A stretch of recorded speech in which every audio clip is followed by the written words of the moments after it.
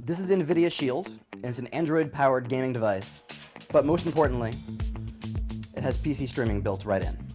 So with just a few button presses, we are jumping directly into BioShock Infinite, this year's big game from Irrational Games, and it's already available on Shield, just like that, after a few button presses. Directly in-game, you can navigate using the gamepad. It essentially acts like the Xbox 360 PC controller that you can dump into any PC, and it shows up right here. So it's acting kind of like the Wii U's gamepad, where it mirrors the content on your PC. We are running a Tiki PC with a GTX 760 GPU, but you can use a much lower GPU from NVIDIA. It has to be an NVIDIA GPU, but otherwise, it's very basic to set up, as you saw. It's as simple as being on the same Wi-Fi network, and you can just jump right in and play the game on the Shield itself.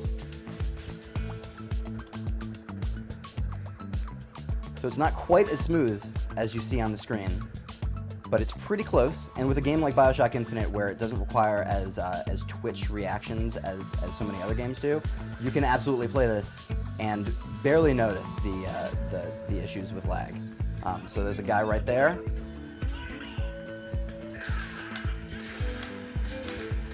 I'm able to take out these bad guys who are coming after me. So as you can see, there is a bit of streaming lag, not a tremendous amount though. And so for something like this, it works pretty okay. With something like Call of Duty Black Ops, however, it's not as good, and we just got beat to death. So let's see what Call of Duty Black Ops 2 multiplayer looks like. It's loading in the background, so now that I know it's loading in the background, and if I want to do something else, like say check my email, I can jump back into the home menu pretty quickly. I could jump into the New York Times app and see what's going on in the world right now. And then while I'm waiting, I can jump back into Steam and make sure that the game hasn't loaded in the background. You're going to encounter issues where the game is running in the background and you have no input because the stream has cut out because you're doing something else on the device, and you're gonna have to be cognizant of that. Again, as you can see here, it's a direct mirror of what's on the screen, the other screen that we're using. But it's not as quick. It's definitely, again, there's lag there. And it's gonna be a problem when dudes are shooting at me.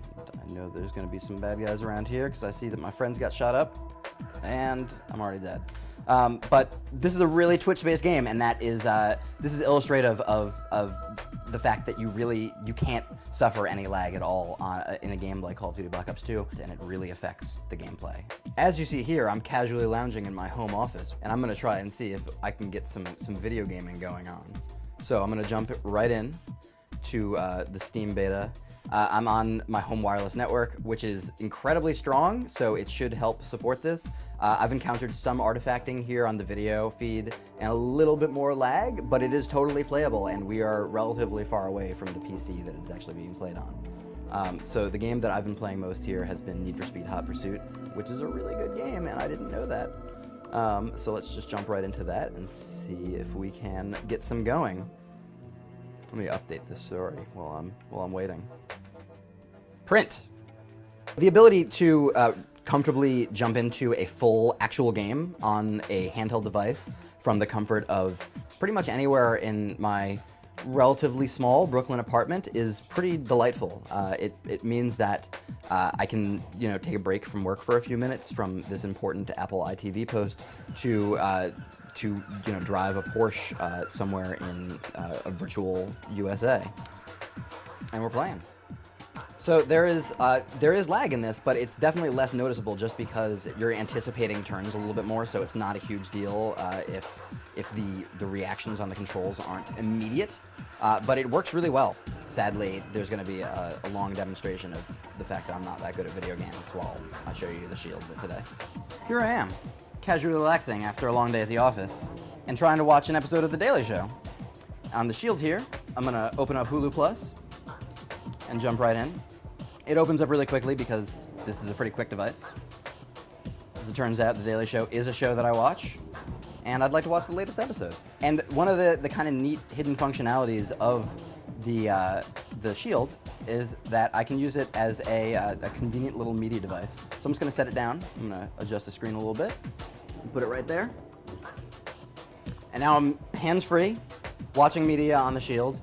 Thankfully, the hinge on the Shield is really strong, so I'm able to tilt the screen so the viewing angle is best suited for where I'm sitting. And I'm sitting pretty far away from the Shield right now, right? I'm about 3-ish feet, 2.5 to 3 feet, and I could move it further away. The screen's really crisp, and it allows me to comfortably, casually watch from where I am. And I've muted the sound, but as you'll see in a moment, you can easily turn it very loud and casually watch The Daily Show from last night on my Shield.